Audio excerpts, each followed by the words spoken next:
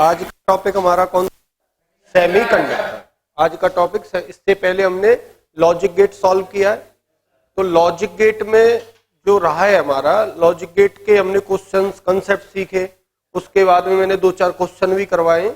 तो जितने भी लॉजिक गेट के प्रीवियस ईयर में क्वेश्चंस आए तो मैं वो बूस्टर सीरीज में डाल दूंगा उन क्वेश्चंस को। अब मेरा टॉपिक है सेमीकंडक्टर, ठीक है। अब सेमीकंडक्टर को पढ़ना है हमको, इससे भी क्वेश्चंस पूछे जाते हैं। तो सेमीकंडक्टर किन मटेरियल को बोला जाता है? वे मटेरियल्स जिनकी कंडक्टिविटी मेटल्स की कंडक्टिविटी और इंसुलेटर की कंडक्टिविटी के बीच लाई करती है, वो क्या कहलाते हैं? सेमीकंडक्टर्स। लिखें, दोज मटेरियल्स, सेमीकंडक्टर की डेफिनेशन लिख लें। Those materials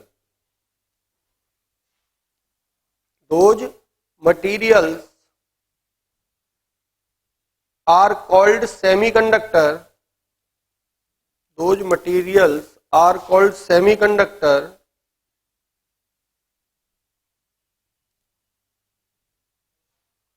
which having conductivity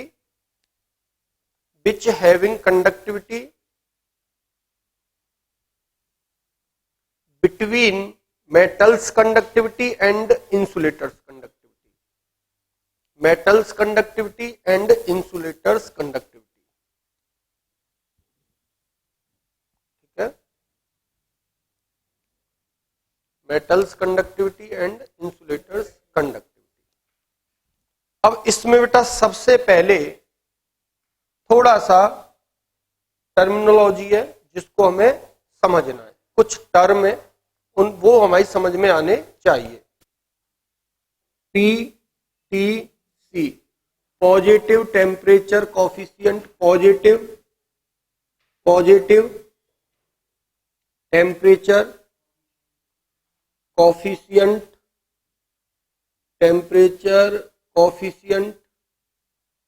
coefficient of resistance. PTC का मतलब क्या होता है? Positive temperature coefficient of resistance. PTC, कौन कौन से पैरामीटर्स हम पीटीसी बोल सकते हैं कि कौन कौन से पैरामीटर्स पीटीसी हैं? वे पैरामीटर जो टेम्परेचर के बढ़ाने से इंक्रीज होते हैं। जैसे मेटल है, टेम्परेचर बढ़ाओगे, टेम्परेचर का बढ़ाने से मेटल का रेजिस्टेंस क्या करता है? इंक्रीज करता है। जब मेटल का रेजिस्टेंस इंक्रीज करता है तो मेटल क्या हो गए? यहां पर positive temperature coefficient of resistance. बोलो भैया, बात क्लियर है ना? तो मैं लिख सकता हूं those parameters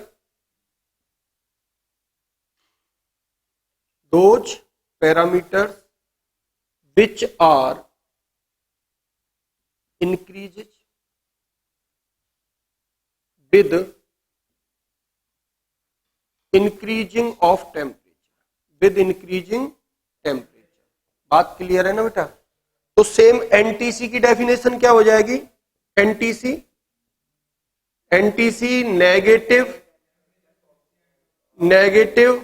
temperature coefficient of resistance. क्या बोलते बेटा इसको? वे पैरामीटर्स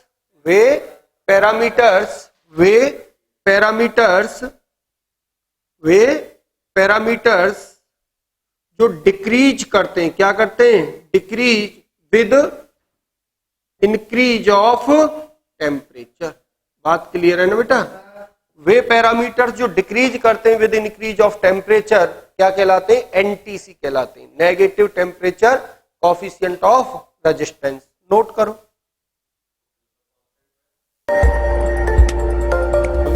देखेंगे पहले इसको। अब देखें इसके बाद थर्मल वोल्टेज, उसको समझो। थर्मल वोल्टेज,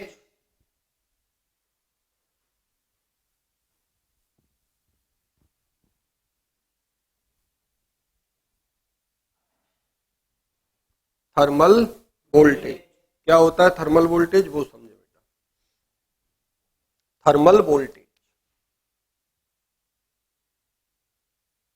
थर्मल वोल्टेज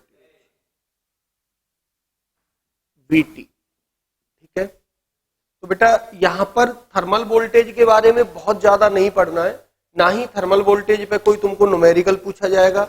यहां पर सिर्फ डिपेंडेंसी चेक करने के लिए, एक दूसरे पैरामीटर की डिपेंडेंसी थर्मल वोल्टेज पे कैसे होगी, टेम्परेचर बढ़ाएंगे तो थर्मल वोल्टेज पे क्या फर्क पड़ेगा, थर्मल वोल्टेज के बढ़ने घटने से और कोई जो आगे फॉरवर्डन एनर्जी गैप वगैरह में बहुत सारी चीजें कराऊंगा, तो वहां पर वो डिपेंडेंसी के लिए मैं अभी यहां पर थोड़ा सा उसको सीख लेता हूं। तो यहां देखो बेटा, थर्मल वोल्टेज BT, जो BT होता है, BT का फॉर्मूला KT/Q होता है, KT/Q होता है।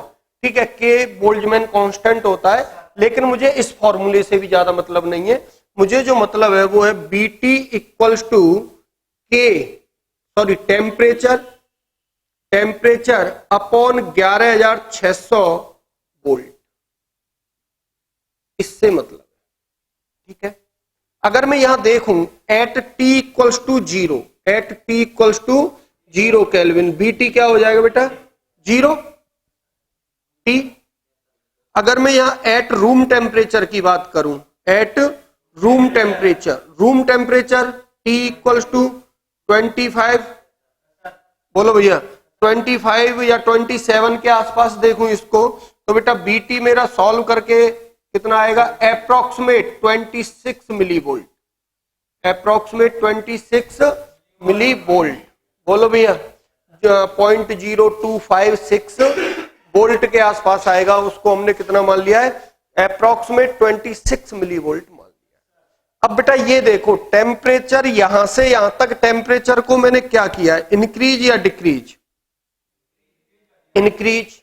तो BT मेरा क्या कर गया है, इंक्रीज या डिक्रीज, इंक्रीज किया या डिक्रीज।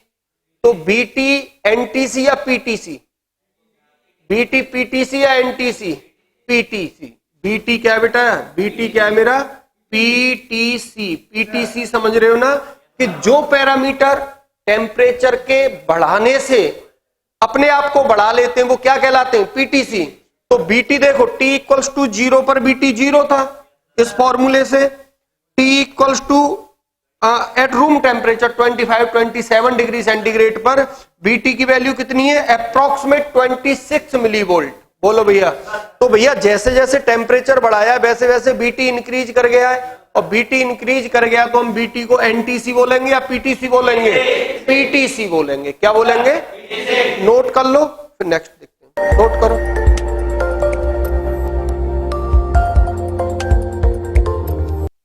बेटा नोट कर लिया यहां तक लोगों ने। अब नेक्स्ट हम समझते हैं, लिखें forbidden energy band gap, forbidden energy band gap,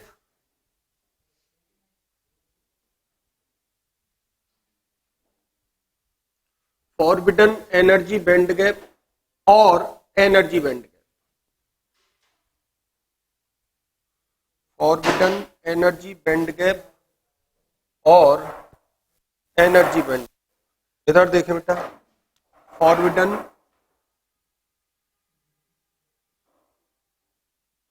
forbidden energy band gap और energy band gap, energy band gap. बात क्लियर बेटा, ये टर्म समझना है हमको। तो देखो गैप के यहां पर थोड़ा सा करना क्या है, जैसे गैप है, ये क्या है, गैप, ये भी गैप। इस गैप को देखकर कभी ये मत मान लेना कि दिस इज सेपरेशन या मतलब दिस इज डिस्टेंस। ये गैप एनर्जी का है, ये गैप किसका है, एनर्जी का है। देखो कोई भी मटेरियल है, उसमें दो बैंड होते हैं, ठीक है। एक बैंड होता है कंडक्शन बैंड, वैसे एक्चुअली में थोड़े से कर्व्ड होते हैं। कैसे होते हैं, कर्व्ड होते हैं, पर हमें थोड़ा सिंप्लिसिटी के लिए मैं ये बना रहा हूं, ठीक है। तो क्या होता है, ये होते हैं, ठीक है। ये दो बैंड होते हैं, ऊपर वाला होता है कंडक्शन बैंड, कंडक्शन बैंड, और जो नीचे वाला इसको क्या बोलते हैं, वैलेंसी बैंड, वैलेंसी बैंड। समझो सब बातों को। अब ये कंडक्शन बैंड का मिनीमा, ये क्या है, कंडक्शन बैंड का मिनीमा, और ये वैलेंस बैंड का maxima. The difference between conduction band minima and valence band maxima, वो एनर्जी बैंड गैप है। तो इसको हमने क्या बोल दिया है, फॉरबिडन एनर्जी बैंड गैप और energy band gap E g, E g. तो E g is defined as, E g is defined as conduction band का मिनीमा, कंडक्शन बैंड का मिनीमा माइनस वैलेंसी बैंड का मैक्सिमा। बोलो बेटा, वैलेंसी बैंड का मैक्सिमा, ये क्या होती है, एनर्जी होती है। ये क्या होती है बेटा, एनर्जी होती है। इसकी जो यूनिट होती है, यूनिट क्या होगी इसकी, यूनिट इलेक्ट्रॉन वोल्ट, यूनिट क्या होगी, इलेक्ट्रॉन वोल्ट। तो बेटा एक बात ध्यान रखना है, इस गैप को समझकर हमें ये बिल्कुल नहीं बोलना है कि ये सेपरेशन है, इनके बीच तो डिस्टेंस होगी। ये जो सेपरेशन है, इसी सेपरेशन को एनर्जी बैंड गैप बोला गया है। बात क्लियर है। तो अगर ये पूछा जाए, मान लो कि ये एनर्जी बैंड गैप की यूनिट दे दी जाए, मीटर, सेंटीमीटर या कुछ भी कर दिया जाए, तो तुम लोगों को ये बिल्कुल ध्यान में रखना है कि इसकी एनर्जी इलेक्ट्रॉन वोल्ट ही होगी, क्योंकि this is energy not distance. बोलो भैया, बात क्लियर है ना। अब ये एनर्जी बैंड गैप के बारे में, एनर्जी बैंड गैप या फॉरबिडन एनर्जी बैंड गैप बोल दिया मैंने इसको। बोलो, अब थोड़ा डिपेंडेंसी चेक करते हैं। तो देखो बेटा, जो भी मैं अब वैल्यू लिख रहा हूं ना, वो बहुत स्टैंडर्ड वैल्यू है, ठीक है। और एनसीईआरटी की वैल्यू भी थोड़ी बहुत चेंज होती है, इधर उधर थोड़ी बहुत चेंज होती है, लेकिन जो मैं बिल्कुल लिख रहा हूं वो स्टैंडर्ड वही वैल्यू है जो तुम्हें गिवन भी होंगी, जो तुम्हें गिवन भी होंगी। बिल्कुल भी पेन नहीं लेना है कि सर आपने तो 0.72 लिखा दिया है और एनसीईआरटी में तो 0.7, 0.74 या 0.68, थोड़ा सा लगभग वही उसी के आसपास की वैल्यू कंसीडर करके चलेंगे। तो मेरी जो स्टैंडर्ड वैल्यू है उनको याद रखें, उनसे हम इसकी डिपेंडेंसी चेक करते हैं। हमें यह चेक करना है कि जो ईजी होता है, मैं क्वेश्चंस भी कराऊंगा, जितने भी नीट और मेंस में क्वेश्चंस आए सेमीकंडक्टर से मैं सब सॉल्व करवाऊंगा। थोड़ा पेशेंस रखो, कंसेप्ट को आगे होने दो अभी। तो बेटा यहां देखो, कंडक्शन बैंड का मिनिमा माइनस वैलेंस बैंड का मैक्सिमा, ये ईजी हो गया मेरा। अब मुझे क्या करना है, इसकी डिपेंडेंसी चेक करनी है टेम्परेचर के साथ। किसके साथ, टेम्परेचर के, कि जो ईजी है पीटीसी है या एनटीसी है। तो ठीक है, एक टेबल याद रखनी है हमको। एक्सपेरिमेंटल वैल्यू होती है, ये कैसी वैल्यू होती है बेटा, एक्सपेरिमेंटल वैल्यू होती है, जो कि हमको याद रहनी भी चाहिए, आनी चाहिए हमसे। तो ये एक्सपेरिमेंटल कुछ वैल्यू है, जैसे हमारे पास में जर्मेनियम और सिलिकॉन दो सेमीकंडक्टर होते हैं। कौन कौन से सेमीकंडक्टर होते हैं, जर्मेनियम और सिलिकॉन। जो फोर्थ ग्रुप के एलिमेंट थे कार्बन वाले, उनमें से जर्मेनियम दो ऐसे एलिमेंट थे जिनने मेटेलिक नेचर शो न करके कौन सा शो किया था, सेमीकंडक्टिंग नेचर शो किया था। तो इसलिए हम उसी ग्रुप के इन दोनों एलिमेंट को क्या मान के चलते हैं, सेमीकंडक्टर मान के चलते हैं। क्या मान के चलते हैं बेटा, सेमीकंडक्टर मान के चलते हैं। तो अभी समझे, ईजी की वैल्यू एट 0 केल्विन, ईजी की वैल्यू एट 0 केल्विन जर्मेनियम के लिए 0.785 इलेक्ट्रॉन वोल्ट होती है, 0.785 इलेक्ट्रॉन वोल्ट होती है। और सिलिकॉन के लिए 1.21 इलेक्ट्रॉन वोल्ट होती है, 1.21 इलेक्ट्रॉन वोल्ट, ठीक है।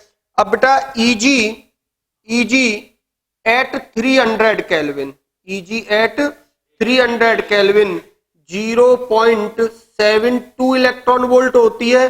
और ये बेटा 1.1 इलेक्ट्रॉन वोल्ट होती है। ठीक है, ये हमें याद रखनी है, ये हमें क्या करनी है, याद रखनी है। अब यहां थोड़ा सा देखो बेटा, ये पीटीसी या एनटीसी, इसको क्या बोलोगे, पीटीसी बोलोगे या एनटीसी बोलोगे? यहां देखो टेम्परेचर इंक्रीज किया है, टेम्परेचर क्या किया बेटा, इंक्रीज। कहां से, 0 केल्विन से रूम टेम्परेचर पे पहुंचे। तो ये देखो यहां पर जर्मेनियम ईजी की वैल्यू क्या कर गई है, डिक्रीज कर गई है। यहां पर भी सिलिकॉन से ये क्या कर गई है, डिक्रीज कर गई है। तो जो पैरामीटर टेम्परेचर के बढ़ाने से डिक्रीज करते हैं वो एनटीसी या पीटीसी? तो दिस इज एनटीसी और पीटीसी? एनटीसी। ये क्या बेटा, एनटीसी। तो फॉरवर्डन एनर्जी बैंड गैप और energy band gap negative temperature और कोफिशिएंट ऑफ रेजिस्टेंस को शो करता है टेम्परेचर के बढ़ाने से। बोलो भैया। अभी और सुनो, एक लक्सकोजी फॉर्म में और देखो, अभी और देखे बेटा, इधर इधर देखो। यहां पर एक चीज मैं अभी क्लियर कर दूं कि कोई भी मटेरियल है, ये जो कंडक्शन बैंड होता है एम्प्टी होता है। क्या होता है बेटा, एम्प्टी होता है at T equals to 0 kelvin. क्या होता है, एम्प्टी होता है at T equals to 0 kelvin. और वैलेंसी बैंड क्या होता है बेटा, फील्ड होता है, filled at T equals to 0 kelvin. जैसे बहुत सारी चीजें सेमीकंडक्टर में जैसे जैसे आगे कंसेप्ट आते जाएंगे वैसे वैसे क्लियर होती चली जाएंगी। क्रिस्टलाइन स्ट्रक्चर, किसी भी मटेरियल की मैं क्रिस्टलाइन स्ट्रक्चर को बनाऊंगा तो वो पूरी की पूरी स्ट्रक्चर कहां होगी, कंडक्शन सॉरी बैलेंस बैंड में होगी। ठीक है, बॉन्ड ब्रेक करके वो बाद की बात है। पर अभी समझो इधर, राहुल सिर्फ इधर देखो, लिखना नहीं है, सिर्फ मेरी तरफ देखना है। तो बेटा conduction band T equals to 0 kelvin पे क्या है, खाली है। Valence band T equals to 0 kelvin पे फील्ड होता है। ठीक है, ये क्वेश्चन पूछा जा चुका है, क्वेश्चन पूछा जा चुका है, इसलिए बोल रहा हूं मैं। ठीक है, जब तक कंडक्शन, अब देखो यहां पर जो भी इलेक्ट्रॉन है, जो भी इलेक्ट्रॉन है यहां क्या होता है, वो बाउंड होता है। क्या होता है, बाउंड होता है। फिर यहां से जब इलेक्ट्रॉन एनर्जी लेगा, टेम्परेचर बढ़ाएंगे, आगे बताऊंगा, तो वो कहां जाएगा, कंडक्शन बैंड में। और नाम से पता लग रहा है कंडक्शन, कंडक्शन का मतलब free to move. Conduction band में इलेक्ट्रॉन फ्रीली मूव करता है। कैसे करता है बेटा, फ्रीली मूव करता है और करंट फ्लो होने लगती है। एक बात कंफर्म कि जिस मटेरियल में अगर कंडक्शन बैंड खाली है, कंडक्शन बैंड में कोई भी इलेक्ट्रॉन नहीं है फ्रीली मूव करने के लिए, तो उस मटेरियल में कभी भी करंट फ्लो नहीं करेगी। तो ये एक चीज ध्यान रखो, जब कंडक्शन बैंड में ये कह सकता हूं कि करंट किसी मटेरियल में तभी फ्लो करेगी जब कंडक्शन बैंड में इलेक्ट्रॉन होंगे फ्रीली मूव करने के लिए। बात क्लियर है ना? नोट लिख देता हूं मैं कि किसी भी मटेरियल में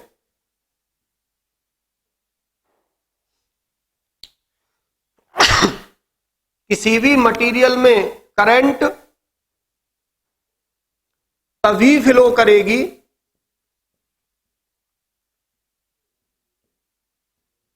जब कंडक्शन बैंड में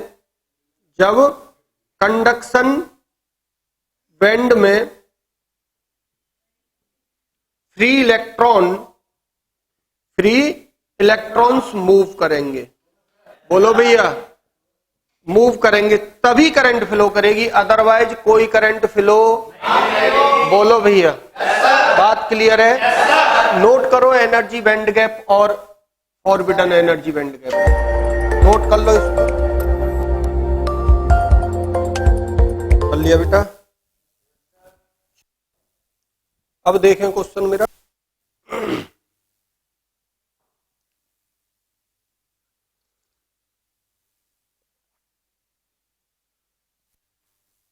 कर लिया?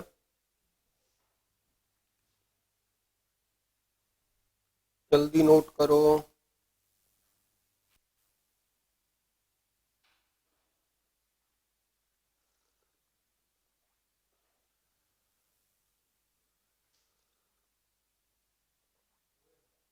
कर लिया सब लोगों ने?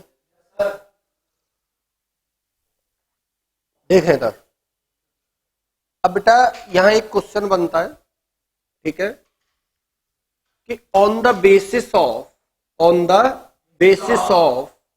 डिफाइन सेमीकंडक्टर, कंडक्टर्स, इंसुलेटर, ठीक है, on the basis of forbidden energy band gap. लिखें, क्वेश्चन लिखें, on the basis of energy band gap, on the basis of energy band gap define conductors,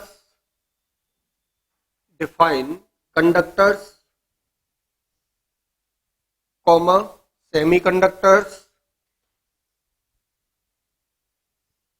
comma insulators,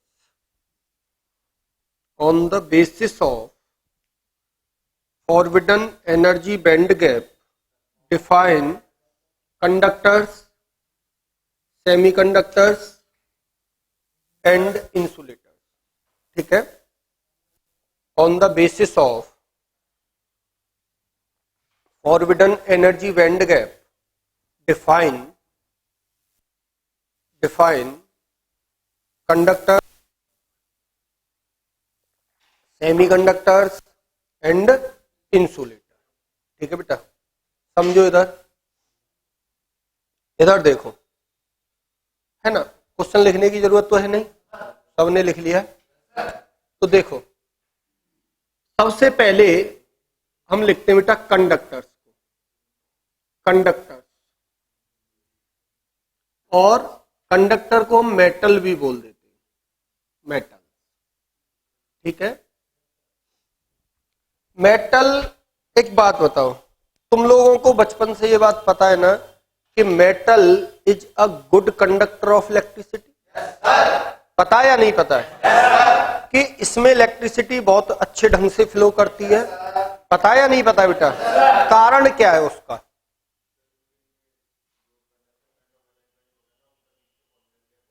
हाँ, ध्यान से देखो, first point तो मेरा यही है कि जो फॉरबिडन एनर्जी बैंड गैप होता है वो क्या होता है?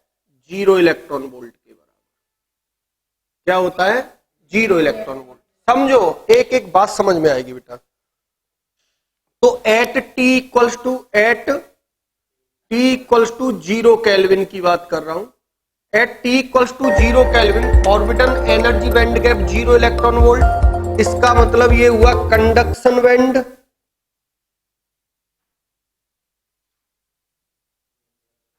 कंडक्शन बैंड, और ये बैलेंस बैंड, ये बैलेंस बैंड। ये जो गैप है वो कितना है? Eg equals to 0 electron volt है। बोलो भैया। तो बेटा यहां पर फ्री इलेक्ट्रॉन डेंसिटी होती है। क्या होती है? फ्री इलेक्ट्रॉन डेंसिटी कितनी होती है? 10⁻28 पर मीटर क्यूब। भाई साहब गिनती गिनो, 10⁻28 को गिनो, कितना बोलोगे? लाख, करोड़, खरब, 10 खरब, क्या बोलोगे? ये इतनी मात्रा में डेंसिटी है और फ्री इलेक्ट्रॉन डेंसिटी है। मैंने तुमसे अभी ये बात बोली थी कि जब तक इलेक्ट्रॉन कंडक्शन बैंड में फ्रीली मूव नहीं करेगा तब तक उस मटेरियल में कोई करंट नहीं आएगी।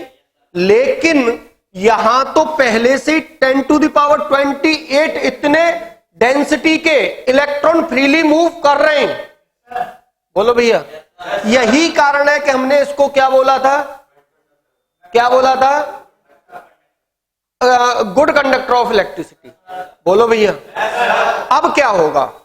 ये T इक्वल्स टू 0 केल्विन पे फर्स्ट क्वेश्चन मेरा ये हो गया कि Eg कितना होता है मेटल्स के लिए? 0 इलेक्ट्रॉन वोल्ट होता है। बोलो भैया। अब मैं इसी को थोड़ा सा ऑब्जर्व करता हूं at room temperature, at T equals to 27 degree centigrade या 300 केल्विन, सीधा बोल देता हूं 300 केल्विन पर। इसका मतलब मैंने यहां से यहां तक क्या कर दिया है? टेम्परेचर को इंक्रीज कर दिया है। अब टेम्परेचर इंक्रीज करने से इसके बीच की बॉन्डिंग तो टूटेगी नहीं, क्योंकि मेटल्स के अंदर बॉन्डिंग बहुत हाई होती है, मेटेलिक बॉन्डिंग होती है, तो बॉन्ड तो ब्रेक होने से रहे, लेकिन होगा क्या बेटा, ध्यान से देखो, ये कंडक्शन बैंड का मिनिमा और ये बैलेंस बैंड का मैक्सिमा। इधर रुको अभी, ये कंडक्शन बैंड का मिनिमा और ये बैलेंस बैंड का मैक्सिमा, नीचे वाला हाथ। अब मान लो ये है, तो यहां पर टेम्परेचर बढ़ा रहे हैं, तो इनके बीच का सेपरेशन क्या कर रहा था, डिक्रीज, एनटीसी था ना, तो दोनों के दोनों बैंड ऐसे एक दूसरे की तरफ आ रहे होंगे, बोलो भैया। लेकिन मेटल के अंदर पहले से ये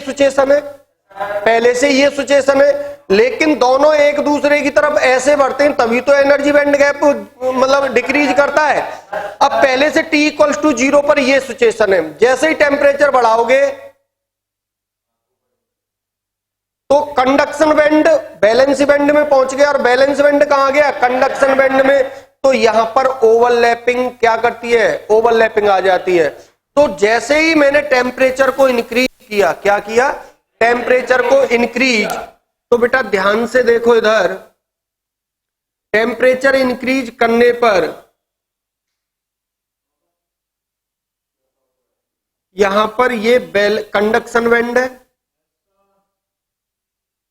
ये क्या बेटा, कंडक्शन बैंड है, और बैलेंसी बैंड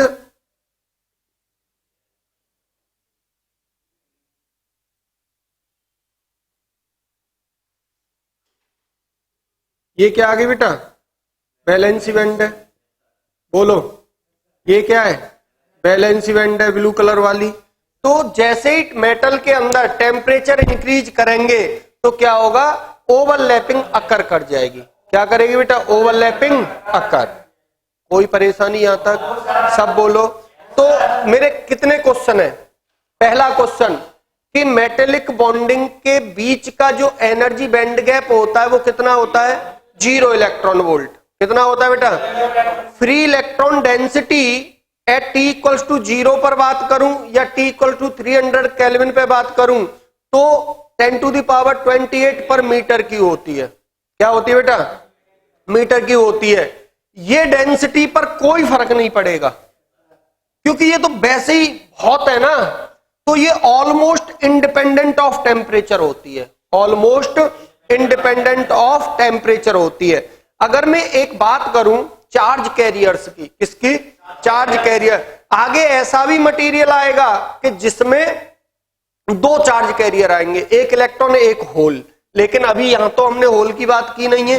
तो मेटल के अंदर चार्ज कैरियर जो होते हैं वो कौन होते हैं, इलेक्ट्रॉन, मेजॉरिटी में भी वही रहेंगे। तो जो मेटल्स के अंदर करंट फ्लो करती है वो किसके कारण करती है, इलेक्ट्रॉन के फ्लो होने के कारण। किसके कारण करती है बेटा, इलेक्ट्रॉन के फ्लो होने के कारण। जो करंट होती है वो करंट यूनिपोलर होती है, बाइपोलर होती है, यूनिपोलर होती है। क्यों सर यूनिपोलर क्यों होती है, क्योंकि इसमें सिर्फ और सिर्फ एक ही टाइप का चार्ज कैरियर है, वो इलेक्ट्रॉन है। बोलो भाई, इसको नोट करो, इन सभी क्वेश्चंस को अभी मैं लिखाऊंगा।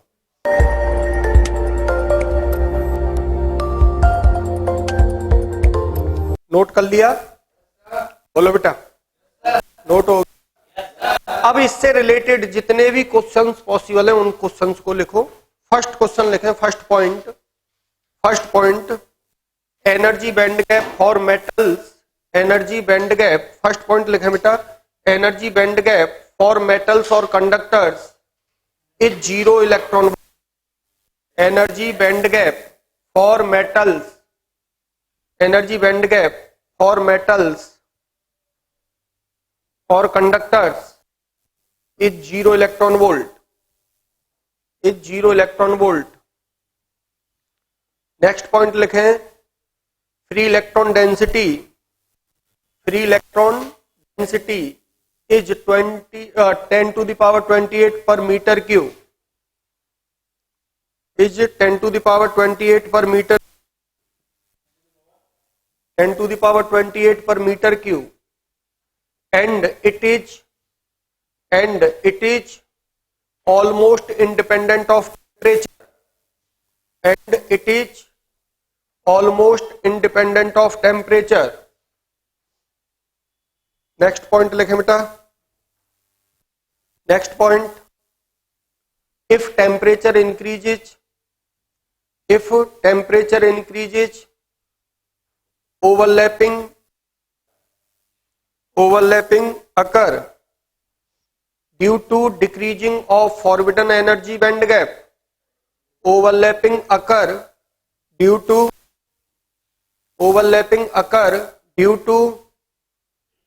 to decreasing of energy band gap. Due to decreasing of energy band gap. Next point लिखें, नेक्स्ट पॉइंट लिखें, it having single type charge carrier, it having single type charge carrier as electrons,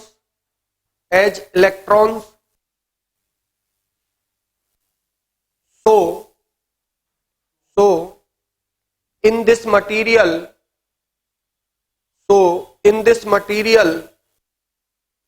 current will flow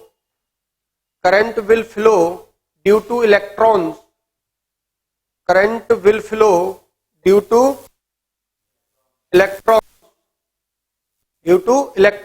मान लो बेटा electron flow कर रहा है इधर, तो current किधर आएगी, इधर, IE, ठीक है, लिख ले current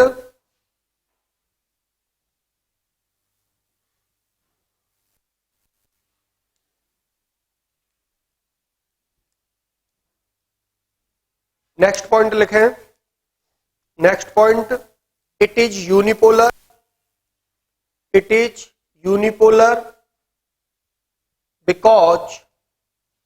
because it contains only electron. It is unipolar because it contains only electron.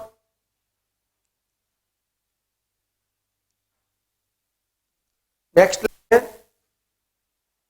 free electron in metals, free electron density, higher free electron density is available in metals, higher free electron density is available, so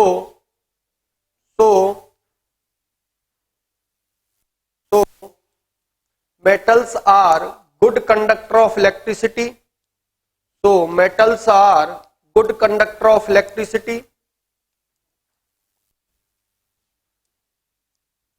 Metals are good conductor of electricity. Metal को conductor भी बोलते हैं. Next point लिखें बेटा, conductors और metals having metallic bonding,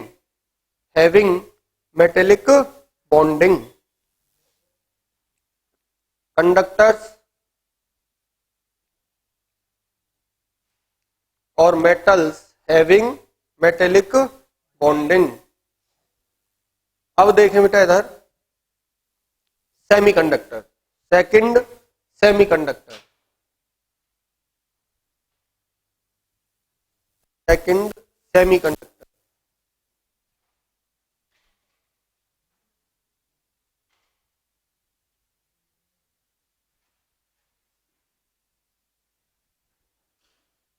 semiconductor.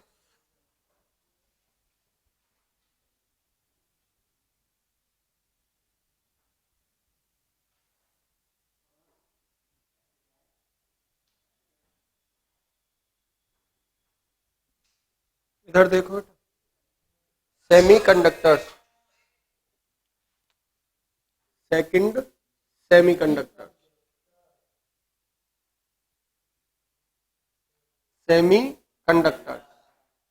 बेटा यहां देखो जो Eg होता है ना, इसके लिए अप्रोक्सीमेट 1 इलेक्ट्रॉन वोल्ट. कितना होता है? 1 इलेक्ट्रॉन वोल्ट. ठीक है. एट, इधर देखो बेटा, at T equals to 0 kelvin, at T equals to 0 kelvin, conduction band ये क्या है, कंडक्शन बैंड है, और ये वैलेंसी बैंड है। समझो बेटा इस बात को ढंग से, ये क्या है, वैलेंसी बैंड है। अब ये क्या है, एम्प्टी है एट टी इक्वल्स टू 0। ये क्या है, फील्ड है, ठीक है, ये क्या बेटा, फील्ड है। अब थोड़ा समझने की कोशिश करो इस बात को, ये फील्ड कैसे है कि मान लो सिलिकॉन है, क्या ये सिलिकॉन है बेटा। अब सिलिकॉन अपने आउटरमोस्ट सेल में कितने इलेक्ट्रॉन रखता है, 4, क्योंकि ये 4th ग्रुप का एलिमेंट है। कितने रखता है बेटा, 4। अब ये अपने ऑक्टेट को कंप्लीट करने के लिए अपने पड़ोसी एटम से क्या करेगा, 4-4 इलेक्ट्रॉन मांगने की कोशिश करेगा, उसको बोलते हैं क्रिस्टलाइन स्ट्रक्चर। जो हमने ये बोला है ना फील्ड, इसका मतलब वैलेंसी बैंड में सिलिकॉन की क्रिस्टलाइन स्ट्रक्चर को देखा जाता है। तो यहां मैं अगर क्रिस्टलाइन स्ट्रक्चर देखूं, क्रिस्टलाइन स्ट्रक्चर, क्रिस्टलाइन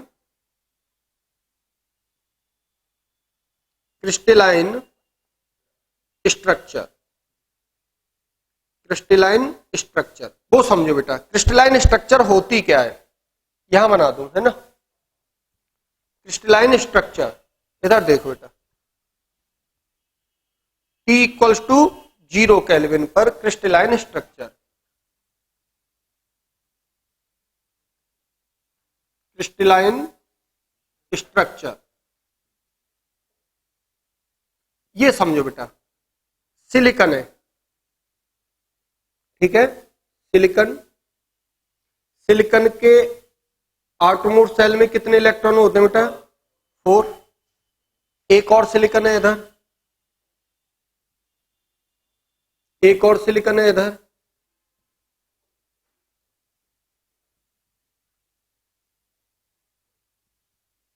समझो इस बात को थोड़ा ढंग से।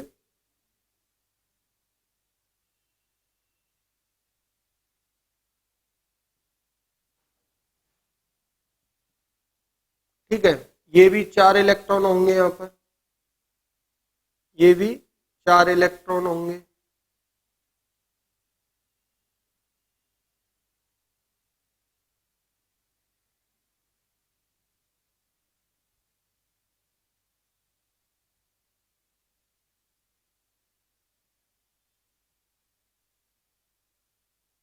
ठीक है, इधर देखो बेटा।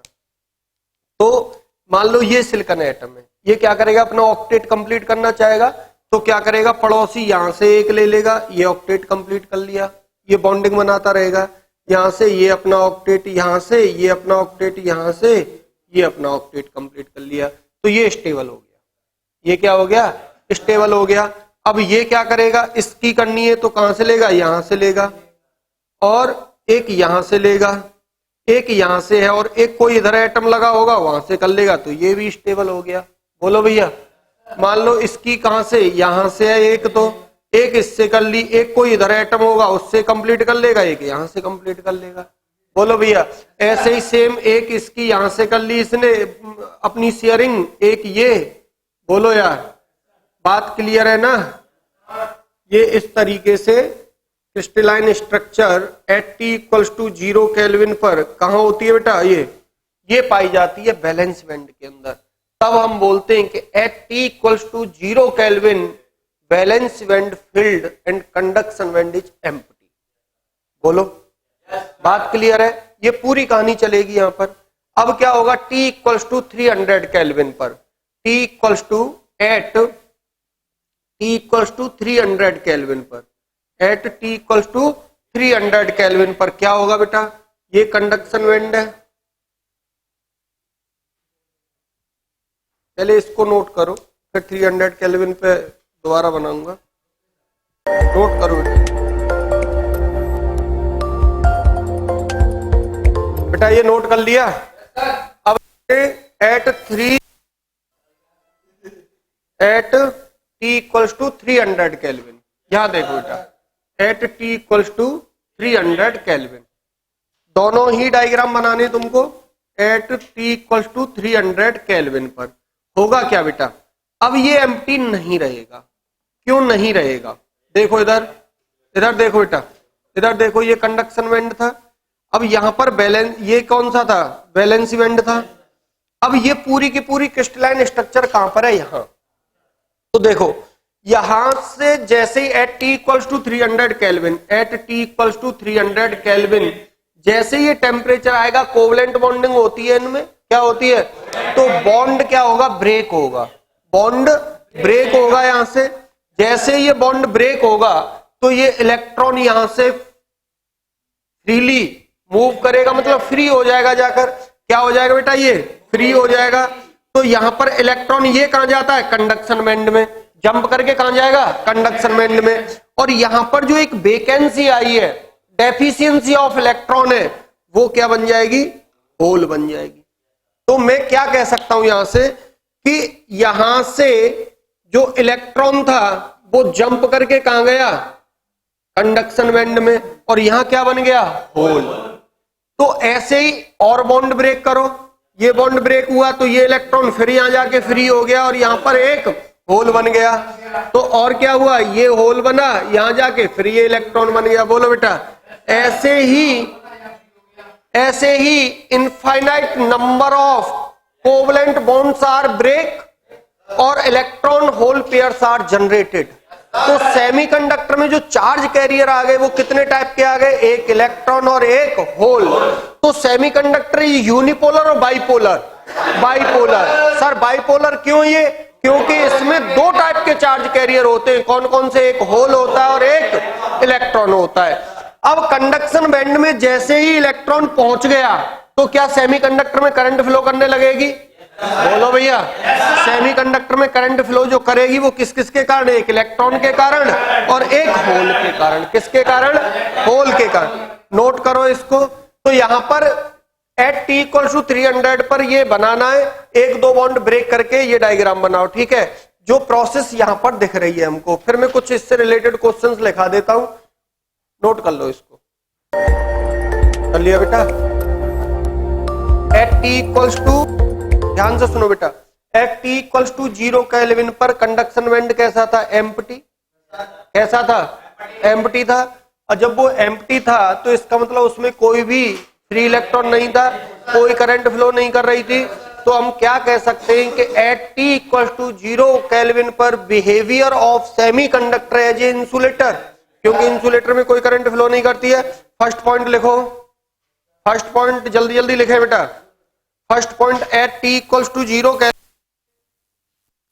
At T equals to 0 kelvin behaviour of semiconductor, behaviour of semiconductor as a insulator, as a insulator because conduction band, conduction band, because conduction band empty. Second point लिखे, second point, for semiconductor forbidden energy gap Eg equals to 1 electron volt for semiconductor, for semiconductor Eg approximate कितना होता है बेटा, 1 electron volt. Note करो इसको, note करो। हाँ, next point लिखे, point, conductor having covalent bond, semiconductor having covalent bonding या bonds,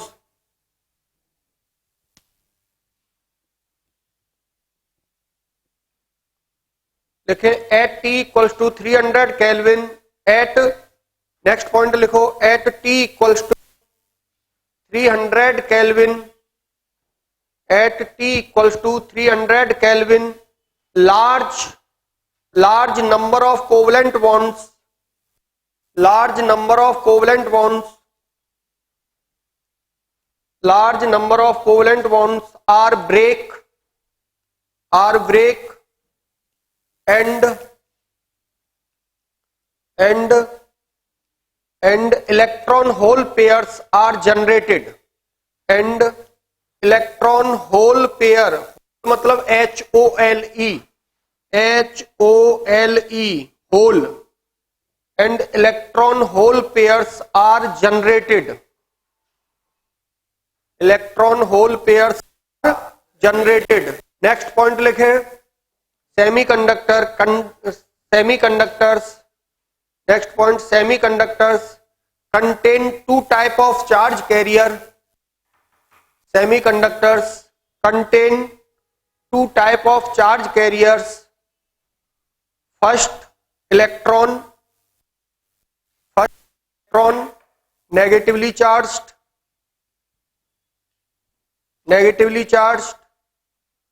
second hole positively charged,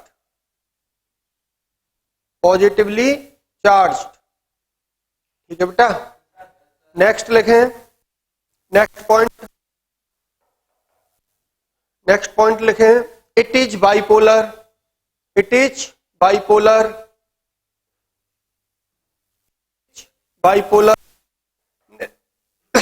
next point लिखो करंट इन सेमीकंडक्टर। आई, यहां देखो बेटा, I semiconductor equals to I due to electron plus I due to hole. कैसे आती है ये देखो बेटा, मान लो अगर मेरा इलेक्ट्रॉन इधर मूव कर रहा है, इलेक्ट्रॉन किधर मूव कर रहा है, तो मेरी करंट इलेक्ट्रॉन के कारण किधर आएगी, इधर होगी IE, बोलो। और होल पॉजिटिव चार्ज होने के कारण जो होल होता है बेटा, होल की डायरेक्शन किधर होगी, इधर। तो होल के कारण जो करंट की डायरेक्शन आती है वो होल की डायरेक्शन में आती है, तो कितनी हो जाएगी बेटा, IH। तो total I semiconductor same direction में होने से कितनी हो जाएगी, IE प्लस IH। नोट कर लो इसको, नोट करें बेटा कि total current in semiconductor IE plus IH। IE plus IH। बेटा सेमीकंडक्टर से रिलेटेड जितने भी क्वेश्चंस हैं हम उनको कर सकते। लिखें इंसुलेटर, थर्ड इंसुलेटर।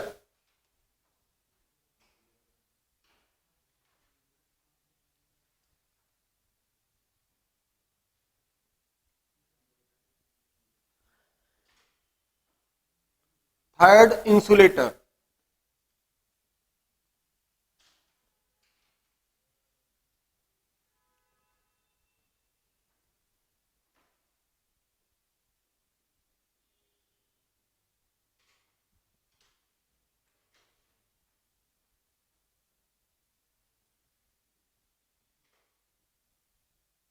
इंसुलेटर। देखें बेटा इंसुलेटर क्या होते हैं, थर्ड इंसुलेटर। बस इसमें ये चीज याद रखो कि जो इसके लिए Eg होता है ना, वो ग्रेटर देन और इक्वल्स टू 5 इलेक्ट्रॉन वोल्ट होता है। ये एनर्जी इतनी होती है कि मैं टेम्परेचर इंक्रीज कर लूं तब भी बैलेंस बैंड से कंडक्शन बैंड में इलेक्ट्रॉन नहीं पहुंच सकते। तो ये क्या, बैड कंडक्टर ऑफ इलेक्ट्रिसिटी। तो it is bad conductor of electricity. बोलो भैया, it is bad conductor of electricity. तो यहां पर कोई भी करंट फ्लो नहीं करेगी। Next covalent bonding. वो थोड़ा सा मेरे से गलती पे आयोनिक बॉन्डिंग लिख गया था, तो कौन सी होती है बेटा, कोवलेंट बॉन्डिंग होती है। ठीक है, चलो आगे की कहानी कल।